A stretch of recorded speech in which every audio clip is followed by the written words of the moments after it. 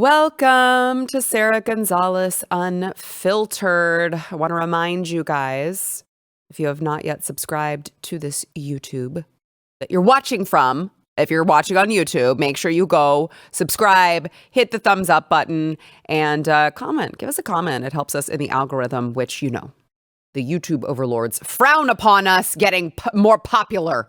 So make sure to stick it to them by doing that. And one more quick housekeeping item. Make sure that you head over to MAGAOrDeath2024.com. Is that the one that we have? Yeah, MAGAOrDeath2024.com. We've got a bunch of really cool designs on there. I am like, every day, I'm waiting at the mailbox like this, waiting for my package to come in because I ordered a bunch of stuff from there. So make sure you check it out. If you just want to annoy your liberal family members at Thanksgiving and Christmas, MAGAOrDeath2024.com. That's where you can go to stock up on all things Donald Trump, JD Vance, and MAGA. All right. So speaking of Donald Trump, JD Vance, and MAGA, look, Donald Trump's, the lawfare that was waged against him is not totally, completely shut. Like, we cannot close the entire book yet, but the hits just keep coming for these ghouls in the deep state, these bureaucrats who decided that it would be a good idea to mess with Donald Trump by just, suing him and, charging him and all of these different things, these mechanisms that they were using to prevent Donald Trump from being in the place that he is literally right now. Haha, joke's on you guys. And just this morning, the New York judge Juan Merchan, who was, of course, presiding over this hush money Stormy Daniels case, has granted Donald Trump's lawyer's request to pause the deadlines now in the trial. So the sentencing verdict was up next. The sentencing hearing was up next. Of course, this was 34 convictions that they found him guilty of. We all know that it was BS. I could get into it. We all know that the entire case was bogus. We all know that, of course, if you were to say that Donald Trump was guilty of this, despite evidence, by the way, that you could, in fact, go after every single New York businessman. This was all bogus. I was falsifying business records was this one. I know we need a flow chart to keep up with. And so the maximum sentence could have seen Donald Trump in prison for up to 4 years. That's how bad it was. So they went from hitting him in the Fulton County case in Georgia with DA Fani Willis. They went from the civil fraud lawsuit where they sued him for an absurd amount of money. They went from this 34 counts. Oh my God, you're voting for the convicted felon. They went through all these different cases, the classified documents case, which we'll get to here in a moment. And now it's just all falling apart. Right in front of their very eyes. It's just all falling apart because not only do you have the judge agreeing to pause the sentencing, you also have this presidential immunity claim. So Judge Merchan is issuing a stay on everything involving that case. And then he still needs to consider Trump's claims of presidential immunity and, of course, whether the Supreme Court's July ruling on the scope of immunity should apply to the state level.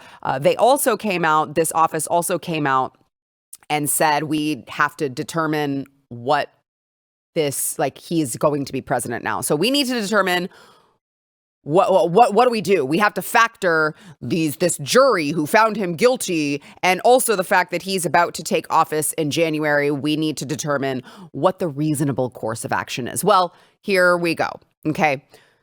What it means at the end of the day is that they're trying to figure out how to back out of this still looking clean. They're trying to figure out how to back out of this without a bunch of dirt on their hands because they know that these cases were always weak. They were always bogus. They were always stretching the law to try to okay, we have found the man. Now let's find the crime. Okay. This has always been the case. And so there's no reasonable way that these cases he could be sentenced to what? Prison? 3 months before he takes office? There's no way. So any way you slice it, this would have ended if they were to continue. Let's say that they did continue. Any way you slice it, this would end in, of course, the Supreme Court ruling being used as grounds to have all of these charges dismissed.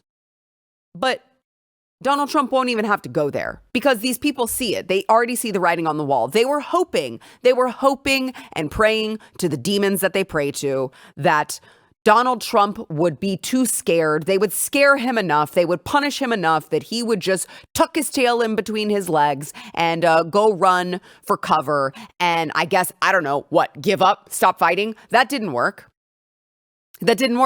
He continued on. And in fact, it only fueled him and fueled his base, gained him a couple more followers. Then they tried to kill him. This is how badly they didn't want him to be president. Well, that failed. Hey, bitch, you missed. So they were like, holy crap, what do we do? They kept running out of ideas. And now you have them trying to clean up the mess, trying to clean up the pieces of all of this lawfare. But I can't stress enough to you guys how huge it is that they keep missing. Can you imagine what America would have been like had they succeeded in this lawfare, had they succeeded in stretching the rule of law, in stretching the law itself, in stretching the presumption of, innocence? I mean, you had this particular case with Juan Merchan. You had them still to this very day unable to explain what second crime Donald Trump committed to make it rise to the level of a felony. They never explained it. The judge said that they didn't have to. So how can you then convict someone without evidence proving that it rose to that level? They didn't even prove that. So you have this total abuse of the legal system completely put in check by all of the... Listen, America spoke loud and clear. Without this election going the way that it did, America would have been forever changed. Forever changed. And we're on the other side of it now. And it sure feels good. It sure is beautiful watching the left just like, oh crap, what do we do? All right. We'll pause the sentencing. We'll pause this case. We'll figure out what we're going to do. What are you going to do? Wait for 4 years and then decide you're going to sentence him? No. They're never going to admit they were wrong, though. So that's fine. We'll take the losses where we can get them. And as we're talking about all of this lawfare, I saw a headline yesterday. And it was like, oh my goodness, Melania Trump is snubbing Jill Biden. She's breaking tradition. She won't accept Jill Biden's invitation to the White House because tradition says that the first ladies, they extend the invite and then the new first lady comes in and oh my gosh, Melania Trump, how dare she snub Jill Biden? Well, I don't know. Put yourself in Melania Trump's shoes. The FBI raided her home.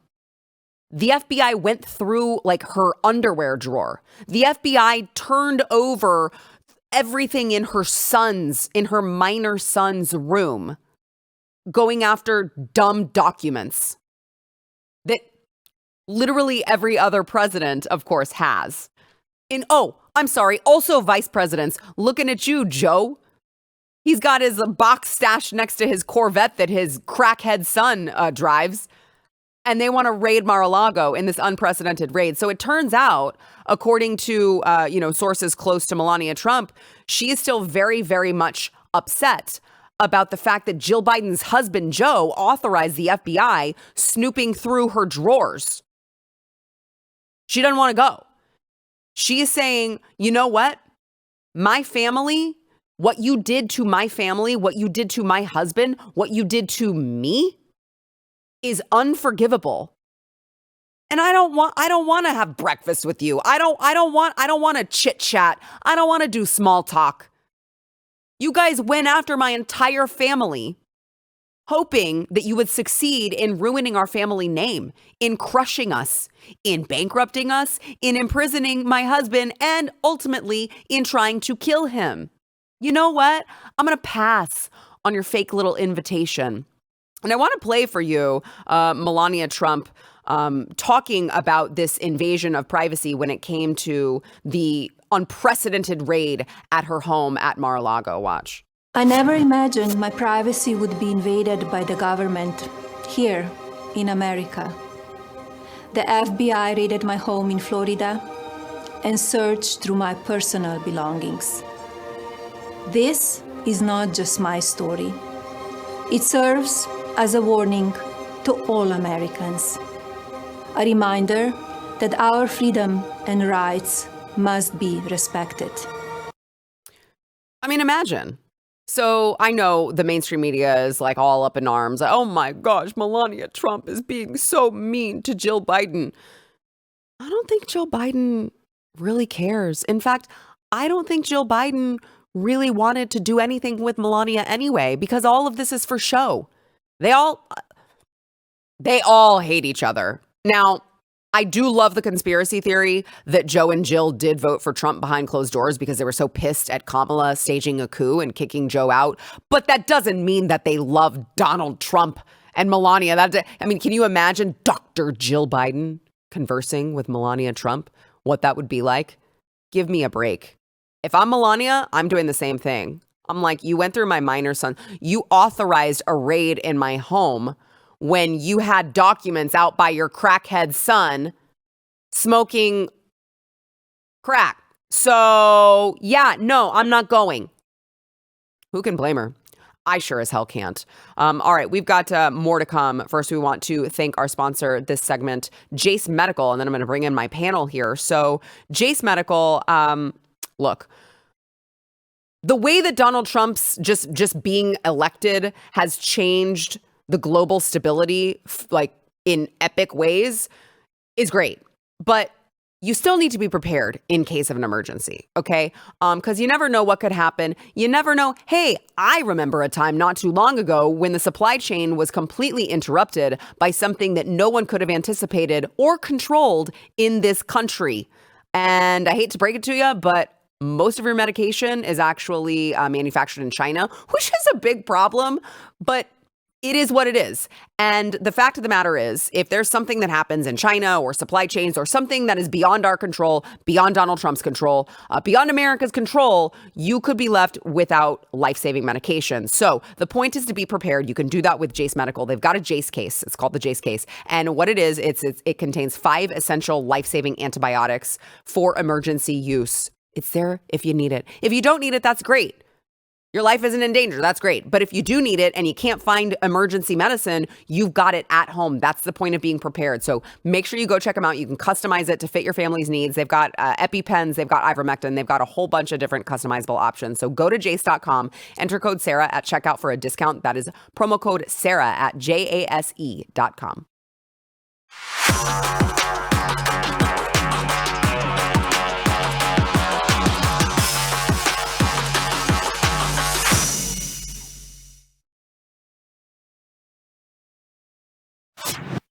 All right, welcome to the show. We have Pat Gray, Blaze TV host of Pat Gray Unleashed, back here. I haven't seen him since Donald Trump won, so it's nice to see you on my set now that we've been victorious. Nice to have that weight off our shoulders. It really is. Also, welcome to the show, Blaze TV contributor Eric July, of course, founder of Ripaverse Comics, which we were just talking about. Make sure that you go check them out.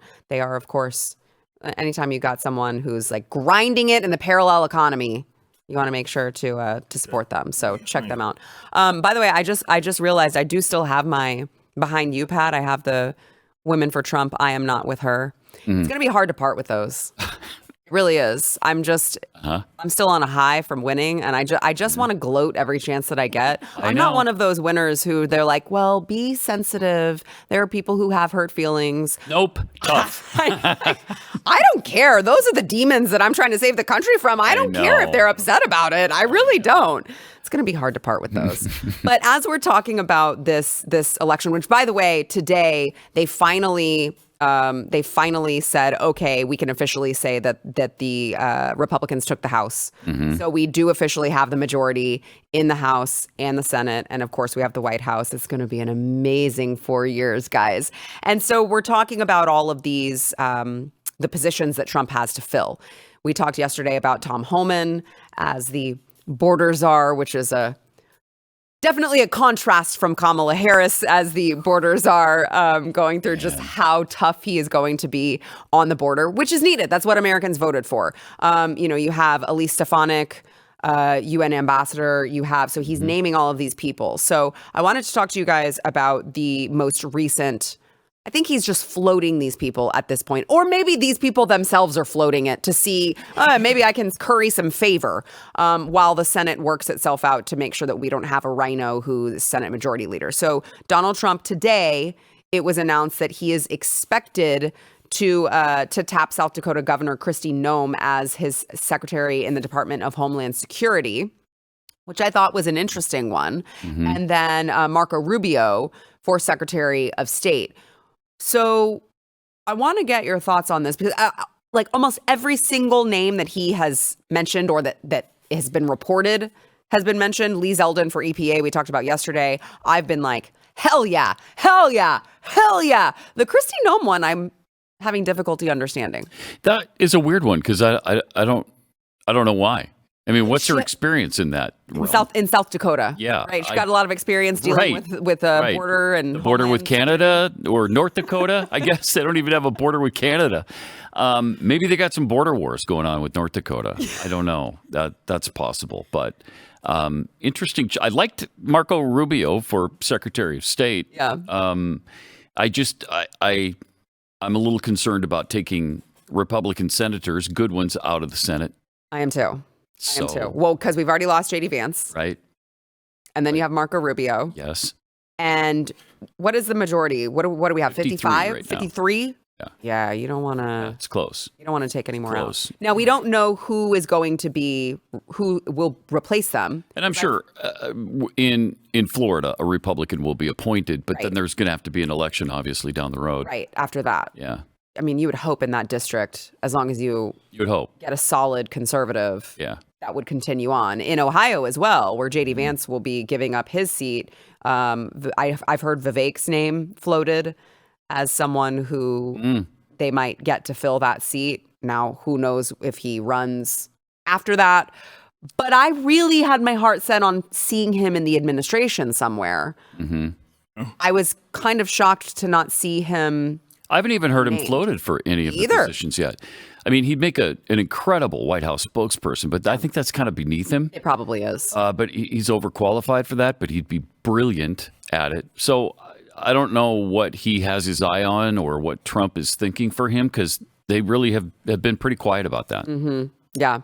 Yeah, Eric, what are your thoughts? Y'all are a lot more high on Marco Rubio than I am. So I'm not a fan, never been a fan, especially for a position like that. He has historically sided all the time with the neocons. So am I seeing something, or y'all seeing something that I'm not with, specifically with Marco Rubio, that he should be the Secretary of State outside of him just being a Republican? He wouldn't be my choice. I mean, he wouldn't be my first choice. When I saw it, I don't know if you saw my post about it, I was like, what? Like that.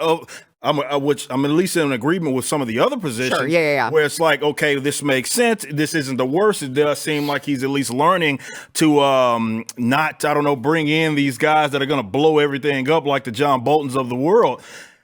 Marco Rubio is from that same ilk. We're not moving away from the McConnells and the McCains by bringing in freaking Marco Rubio. So again, maybe you guys are seeing something that I'm not, but I don't know. Yeah, I mean, I don't disagree with what you're saying. I do think that he does sometimes try to walk the line of like having that neocon warmongery stance, but also being super conservative on other issues. Yeah, I can see that, but but this is the Secretary of State. Right. So the former is going to be the problem there, right? In that specific position. Right. So to me, he's moderated on warmongering of late. So I don't know. I mean, that was the one thing that bothered me about Rubio. Maybe there's things I've missed, Eric, that you're aware of that I'm not, as far as him being the neocon. That's specifically referring to the war hawking. Yeah, especially with what that is a problem, right? Yeah. Especially what he's talked about with, because to me, I mean, and what he's been saying, and definitely with the conflict that's happening out there in Israel with Hamas, it sounds like he wants to be all over that. So again, I'm not referring to like maybe some of his other positions, especially economically, that people may find more favorable. I'm just looking at the position that he's filling and looking at the fact that he's been a war hawk historically. That seems like a conflict of interest. So again, has he maybe changed? Has he become more moderate? Moderated on that, okay. But who knows? It might be that he was angling for this position and he knows Trump isn't a war hawk. So I don't know. Right. Yeah. I mean, the thing, though, about Donald Trump, and I'm not saying this as a knock on him, because these people should all be loyal to him and to his vision for America, because he's literally he is the commander in chief. And so they should be loyal to him. But he is obviously very much a loyalist. So you would you would have to believe that if Rubio was not representing him well, you would hope that he's learned his lesson that he didn't seem to learn his first administration, which is just get rid of them. Mm-hmm. If they don't think that they answer to you, and they are actually here to serve at the pleasure of the president, just fire them. Right. It's okay. And I know that he had some firings and everyone criticized him, and it felt like he stopped doing that because he was worried that he was going to make waves or whatever. And it's like, no, just fire them. So you would hope, because I mean, you've got Marco Rubio. He's one of the people who's coming out and saying Rick Scott should be Senate Majority Leader. Yeah. So like make that make sense. Yeah. With some of his neocon past. I don't quite get it. And look, I understand that this is a little more. It's a little more complex than simply Guy being put in position and now he going to facilitate the whole foreign policy or something. I totally understand that that's not going to be the case. Right. So we like to believe that we're moving away from that old guard of republicanism with, again, the McCains and the McConnells and the typical war hawking that we've seen of Republicans, right? Mm-hmm. If we're moving away from that, great. If this guy and Rubio is going to be more moderate on this issue, fantastic. If he's going to be more representative from what we've seen of Trump as of late, which seems to be less war and less conflicts, at least let's not, subsidize both sides of them, right, and create more turmoil. If that's going to be his position, great. But I don't know what the process is or what's going on in his mind. Am I putting you in this position because I just want you to go kind of do your job? Or am I putting you in a position because I want you to just simply represent my positions, right? Mm-hmm. And so just enact what I want you to enact. Right. I don't quite know what Trump's philosophy is on that. I would hope, at least with that regards, I guess it's the position of, hey, we're not war hawking anymore. Get in line. Right. Yeah. I mean, we'll see. And then we have, I talked about this a little bit yesterday. Stephen Miller is going to be Deputy Chief of Staff for Policies. I think that's a great pick. Mm-hmm. Former Representative Mike Walls as National Security Advisor is who they're talking about for that. Yes. Yeah. I think that's a great pick. And then, of course, we're all waiting for Defense Secretary, who you would think that Tulsi would be eyeing that. But I read a report that said that Donald Trump planned to pick someone from the private sector. So I don't know. That's interesting. I think it's interesting too. That's very interesting. I don't hate it. I heard that. I don't hate it either. I don't hate it either. I mean, do you trust a Tulsi as defense secretary? Again, it's the question I just asked. Like, I know. That's what I'm saying. Ideally speaking, right? I guess if you're looking at government like a business, right? Mm-hmm. And you're hiring all these people, you're trying to put them in positions to succeed. I can say this even as a business owner like myself. Right. My job isn't to micromanage, or at least that's not how I manage. I know that's how other people do it. That's how they run their business with an iron fist.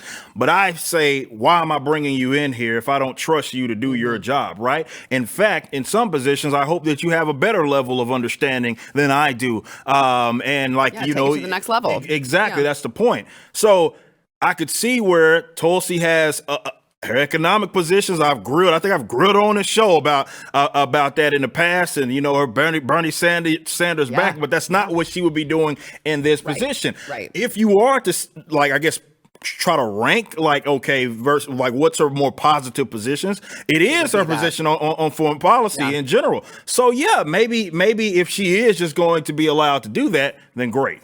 Isn't that? I love that you brought up the Bernie Sanders pass. Isn't that wild that we're even talking today in the year 2024 about Tulsi, a former Republican? Bernie supporter? That's crazy. And how fast that transition happened. Yeah. There's been a lot of transitions, though, that have happened pretty quickly, like Democrats becoming the warmongers and Republicans wanting to stop. Yeah. We've had enough. Yeah. Well, they want a lot more. It's really bizarre to watch. Yeah. It is crazy. Yeah, it's not even that. It's flip-flopped. like even with this last election, it seems like things have flipped as far as, well, they were supposed to be the people that understood the common Yes, man. exactly right. And, Exactly right. Republicans were more of the elitism. And it's like completely seemed to flip over the last at least couple of elections. Definitely has. Yeah, it's been really wild to see. So we'll obviously keep an eye out for all of these names popping up and let you guys know. It's just been such a wild, it's been a week. Today's Tuesday, right? Mm-hmm. We just getting started, baby. I know. I'm not tired of all the winning. All right. We've got to take a quick break. We'll be back with more, but we want to thank our sponsor, Relief Factor. So Relief Factor is there for those of you who, maybe you've reached the age where things hurt.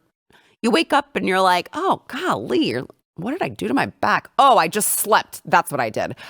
So really, honestly, if you got knee pain, neck pain, whatever pain you have in your body, Pat knows this personally. I know this personally. We've both taken Relief Factor and had great success because Relief Factor actually targets the inflammation in your body. That's the root cause of your pain. You may not realize this, the inflammation in your body. So it's not going to be like a topical Band-Aid where it's like, oh, it feels cold and then it feels hot. And then in 10 minutes, you're in pain again. It's not going to be like that. Try Relief Factor. 70% of the people who order it go on to keep ordering more.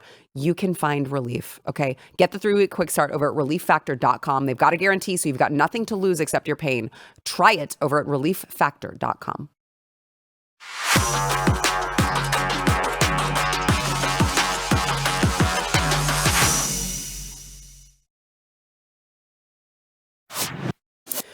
So obviously the Democrats are still licking their wounds, trying to pick up the pieces and move on with their life, which is going to be actually incredibly better once we get Republican leadership back in charge. That's the irony of it all. And one of the people, I think, who is not only licking his wounds, but also, of course, trying to figure out how he can, run for president someday is Gavin Newsom.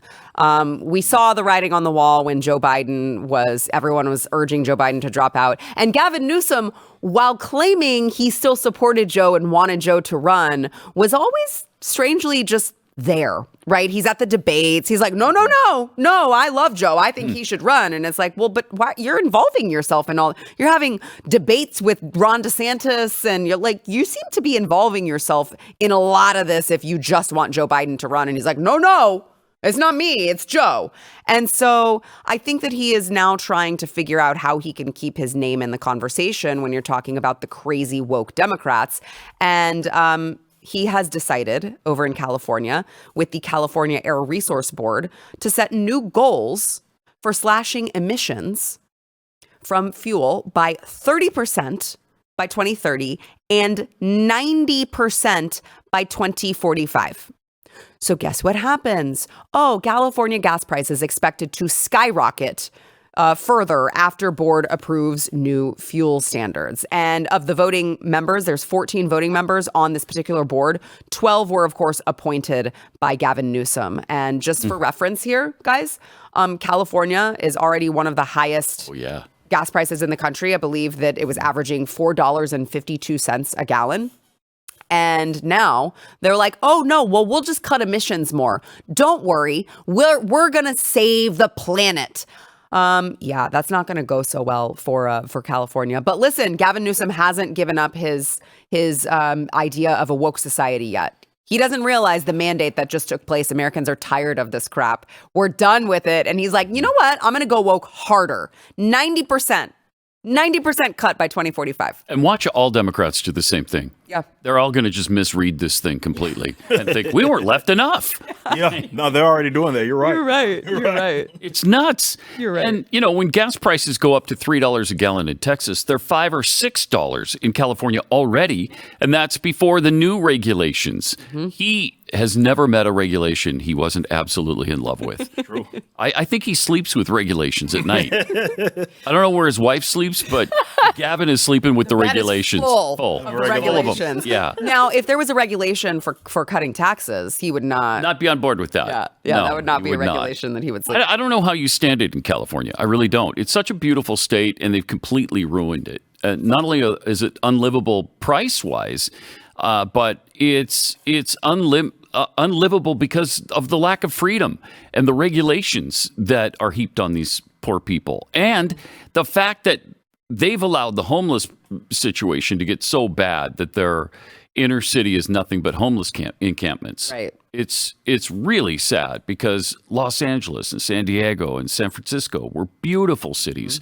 world-class cities, and now they're just trashed.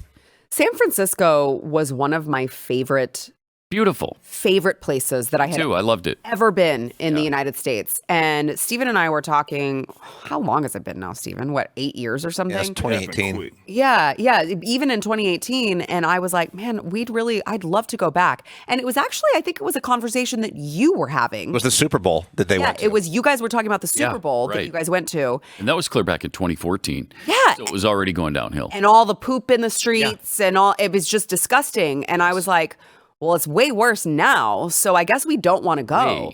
I mean, it's honestly incredible to see the deterioration.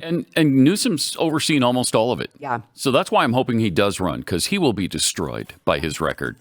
Destroyed. Yeah, that guy's a clown, but what they've been doing out there in California between the admissions, and I don't know if you guys heard about this new bill where it's not a switch, not like a kill switch with your car if it's going over the speed limit or whatever, but they want the companies to essentially have to install. I forget the technical term. I'm pretty sure someone watching this, but basically what's happening is if you start entering over the speed limit, it's like your car is going to start beeping. Shut up. Not even joking. Don't take my word for anything. You can go look that up yourself. That is on the table. Well, and I forget big daddy government. It's insane the crazy stuff that they're doing with the automobile industry out there. But yeah, regulations has absolutely killed California. I know you guys. I feel like everybody knows some like migrant that lives near them that came from California, whether it be a business, whether it be an individual, whoever, that just said, enough is enough. I have to get out of here. This place is not livable. And you're seeing just how quickly, you bring up a great point with San Francisco. It wasn't that long ago that it was considered one of the more premier cities just to go in general in the country, not let alone California, right?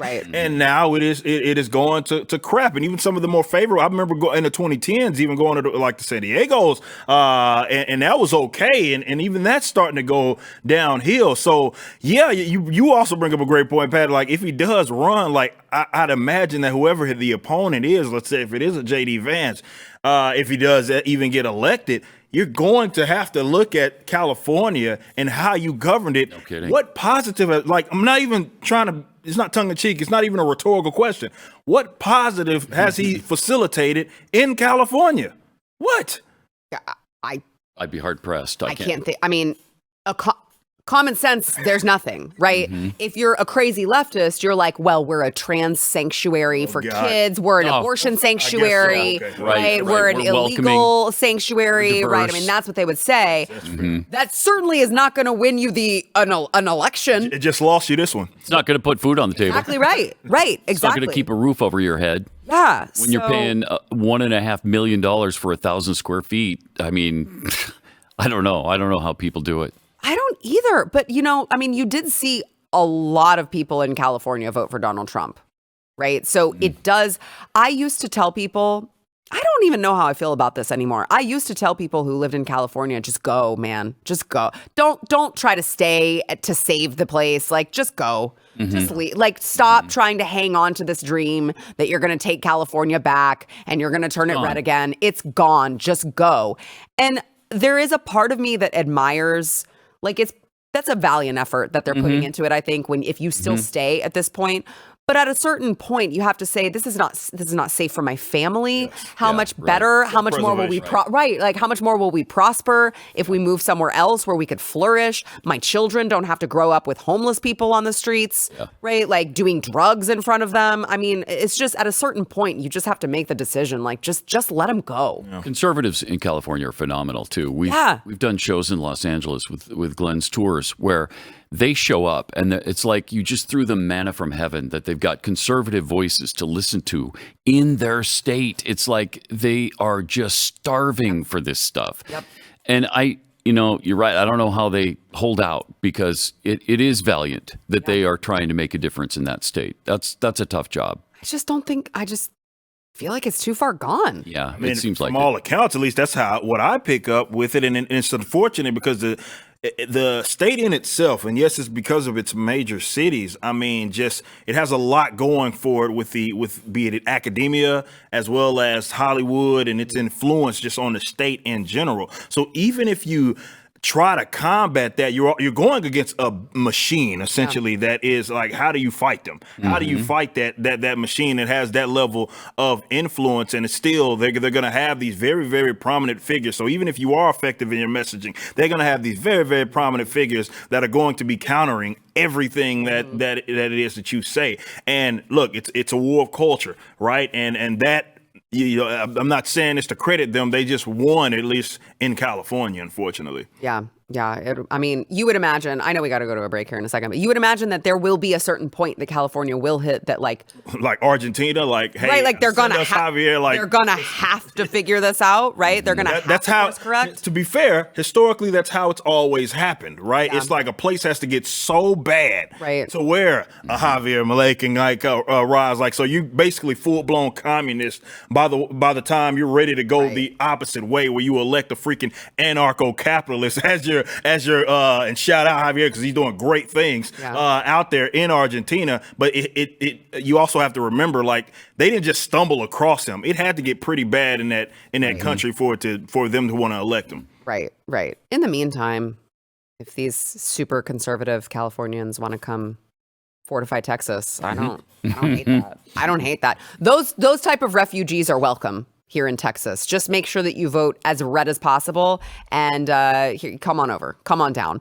All right, we've got to take a quick break. We will be back with more, but I want to thank our sponsor this segment, MD Hearing. So I was shocked when I found out. I have some family members that have started losing their hearing, and I was actually shocked when I saw how much hearing aids cost, like thousands of dollars just so someone can hear again. That's crazy. And I know we're all like being just squeezed by Joe Biden's economy. And so if you are someone who you have realized that you need some hearing help, maybe you like being partially deaf because like you don't hear your spouse nag you. And if that's you, there's no judgment at all. Okay. I totally understand that. But if you do want to hear again, go check out MD Hearing. They've got their Neo rechargeable digital hearing aids. They're only $297 a pair. That's over 90% less than clinic hearing aids. So you're going to save a ton of money. It fits all the way inside your ear, so no one is going to know that it's there. And they just launched their Neo XS. It's the smallest hearing aid ever put out by MD Hearing. So I'm just telling you guys, they get rave reviews, and if you're not able to hear, go check them out this holiday season. Get the hearing you deserve with MD Hearing. You can go to shopmdhearing.com. Use promo code Sarah to get a pair of hearing aids for $297. Plus, they're going to add in a free extra charging case. That's a $100 value for listeners of this podcast. Go to shopmdhearing.com. Use promo code Sarah.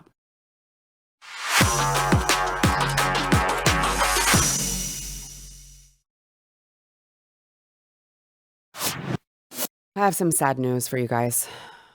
Are you ready? Oh no. Are you ready for it? It's very, very sad news. Well, MSNBC has actually been hemorrhaging viewers since election day. Yes. I'm sorry, Pat. I'm sorry. Really hurts. Oh no. I'm sorry. Oh no. They've shed more than half of their primetime audience. Oh wow. You hate to hear that. Yeah, you do, don't really? you? You do. Oh, You hate to.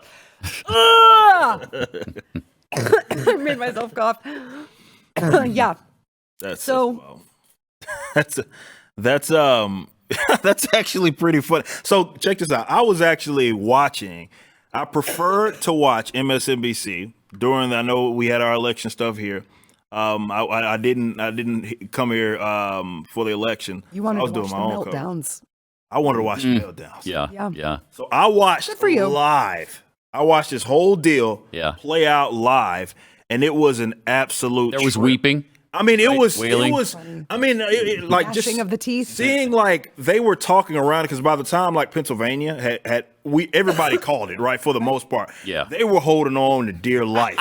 And they're going on tangents talking about, oh, well, she can do this in Minnesota. It was over because he had one pen had been called. It was over. And you could see just slowly how their attitudes just start to change when they have to face the absolute inevitable that Donald Trump was going to be president again. But it was crazy also hearing them say things like Kamala Harris, like live in front of their viewers, that Kamala Harris ran the most, like a perfect campaign. And they would keep saying that over and over and over. Gosh. And I was like, what planet are you living on? Like, what are you talking about? So, yeah, it's no surprising. I need you to cite your sources. Yeah, exactly. Of course, they were going to get a boost. Like, everybody got a boost during the election, and then they just all went away. Nobody, who the hell is interested in actually watching MSNBC anyway? I'm sure there's some folks out there, but it doesn't surprise me that they're just absolutely bleeding viewers. So listen to this. Alex Wagner tonight, I don't know who that is, but apparently it's a show on MSNBC. Andrea Mitchell, Chris Jansing, Nicole Wallace, Joy Reid, and Lawrence O'Donnell all had their smallest audiences of the year on Friday. And All In with Chris Hayes had its lowest rated episode since May 10th, 2016. Wow.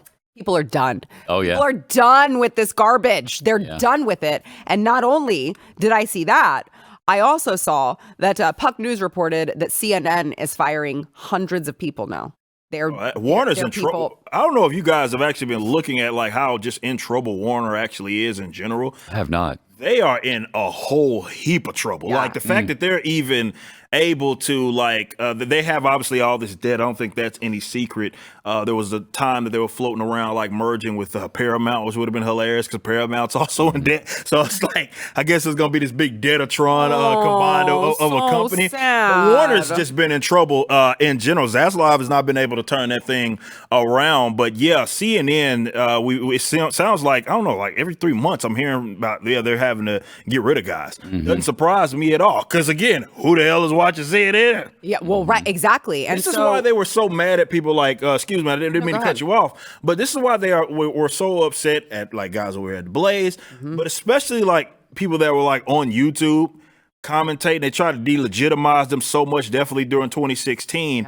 And the reason why they were doing that, because they were seeing the inevitable. It was like watching your job just go away in real time, because people were like, okay, instead of getting the fake stuff from you, I can go straight to the source. And it's some guy in his bedroom that seems to be have more of a grasp of what the hell is going on in the country. Right. And that's what they prefer, you know? So they hate seeing these independents thrive like that. Right, exactly. Well, and to your point, I guess Chris Wallace, who is obviously now over at CNN, is not waiting for all of those layoffs to happen. He's come out and jumping off the ship. Before it sinks, I'm jumping ship. Abandon ship. I'm going independent. I'm not doing this anymore. Now, the question is, how does he come out on the other side? Because, I mean, to go from Fox News to CNN the way that he did was like really bad, move. Very bad decision. Yeah. I don't know that can save him, but he at least sees the writing on the wall here. Now he's going to do a podcast. Yeah. Every living organism on this planet already has a podcast. That's a good point. Chris, you're a little late to the party. Okay? I don't know if there's room. Because literally every living organism, there's an amoeba in Pocatello, Idaho, that has its own podcast. That's how crowded the field is. Yeah. So I don't think it's going to help. Yeah, it's like literally anyone you talk to is like, so let's think about starting a podcast. Oh, join the other 10 million people who have said, like, everyone wants to say that. So, but it's really shocking when you see how much these people make, these big name people at CNN. Anderson Cooper, $20 million a year. That's incredible. Nobody watches that show. That's why I'm like, you guys didn't think that this was going to turn out poorly for you? He's not bringing. I can guarantee you, they cannot track $21 million that he's bringing in revenue. He is literally something like 12th or 15th on cable news. It's insane. It's insane to pay him that kind of money for the ratings they get in return. That doesn't make any sense at all. Yeah, no wonder they're in huge debt. Wow. Yeah, so... I mean, I like Anderson, okay. He's of the douchebags that are at CNN, he's probably the least of the douches. That's fair. That's the least of the douches. We should put that on an award and hand it to him. The least. Congrats, you are the least of the douches. Congratulations. Yeah. Okay, so my producers just came in my ear. You said 30 million? Rachel Maddow makes $30 million a year. She does one freaking show a week. Wow. Chris has been there for a little bit, and I don't know who's watching either. And you and Pat, you're saying, well, Anderson's okay. How about Rachel Maddow? Oh, yeah. She's the worst. Terrible. She's making that much money just to be wrong. So on MSNBC, she does one show a week now? Yeah. I remember that she cut back. I'm not sure because I've never watched her show. What it was. Really? I find that shocking. 3 days a week or 5 or 7 or whatever she did before.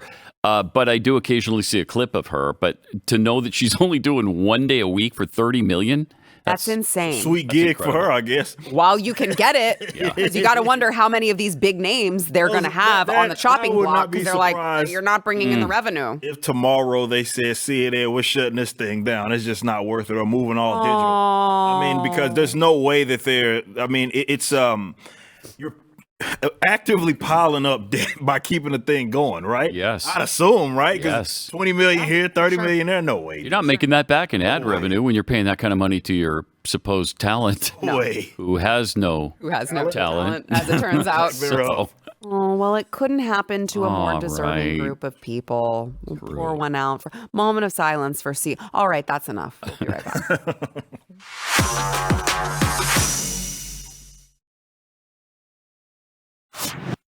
All right, so I think people forget. We actually do have a president right now. His name is Joe Biden, and I'm sorry, what? Yes, yeah, he actually is still he's still president. Wow. Yeah, and it's a little weird because I don't know if it's the dementia or Joe has just stopped caring.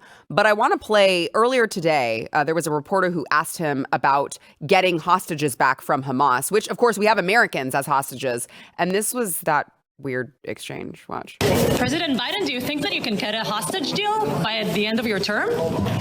Think you can get hit in the head by a camera behind you? Do you think you can get hit in the head by that camera behind you? Yeah, that's what he said. What?